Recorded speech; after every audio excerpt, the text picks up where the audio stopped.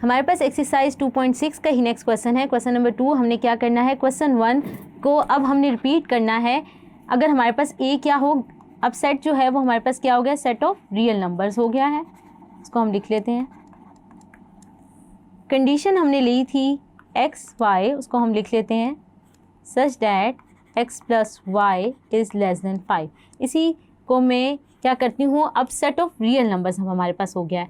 तो अगर हम सेट ऑफ रियल नंबर्स की बात करें, हमने बताना है कि ये रियल लाइन ये फंक्शन है कि नहीं है। तो हम क्या करते हैं, अगर आप x plus Y is less than की कंडीशन को देखें और रियल नंबर्स ले लें, तो मैं एक ऑर्डर पेयर देख लेती हूँ, एक कॉन्ट्रा एग्जांपल देख लेती हूँ, काउंटर एग्जांपल जो इस कंडीशन को सेटिस्फाई नहीं करेगी।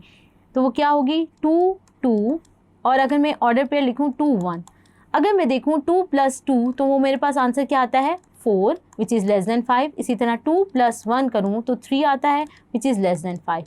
तो मेरे पास अब यहाँ पे क्या हो गया है, ऑर्डर पेयर का फर्स्ट एलिमेंट क्या हो गया, दो ऑर्डर पेयर का फर्स्ट एलिमेंट सेम हो गया है। तो हमारी ये डेफिनेशन ऑफ फंक्शन से बाहर हो गया है, क्योंकि यह डेफिनेशन ऑफ फंक्शन को सेटिस्फाई नहीं करा। हमने कहा था कि हमारे पास दो ऑर्डर पेयर का फर्स्ट एलिमेंट जो है फंक्शन की कंडीशन के लिए सेम नहीं होना चाहिए। तो हमारे पास ये आ गया है। तो इसलिए हम कहेंगे कि ये जो गिवन फंक्शन है ये हमारे पास क्या है, ये फंक्शन नहीं है, नॉट अ फंक्शन।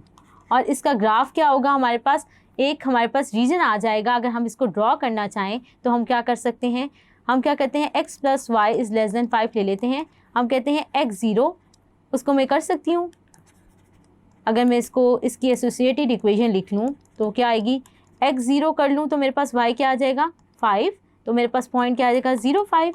और इसी तरह अगर मैं y0 कर लूँ तो x क्या आ जाएगा, 5। तो यहाँ से पॉइंट क्या आ जाएगा मेरे पास, y0 इम्प्लॉयज़ x = 5। तो यहाँ से पॉइंट क्या आ जाएगा, 5 0। हमने इन पॉइंट्स को प्लॉट कर लिया तो हमारे पास ग्राफ आ गया। जैसे कि आप अपनी स्क्रीन पे देख सकते हैं, इसका ग्राफ वो हमारे पास क्या होगा, 0 5 और 5 0 से लाइन गुजरेगी, और हमारे पास ये लेस देन 5 था तो बिलो द रीजन आ जाएगा।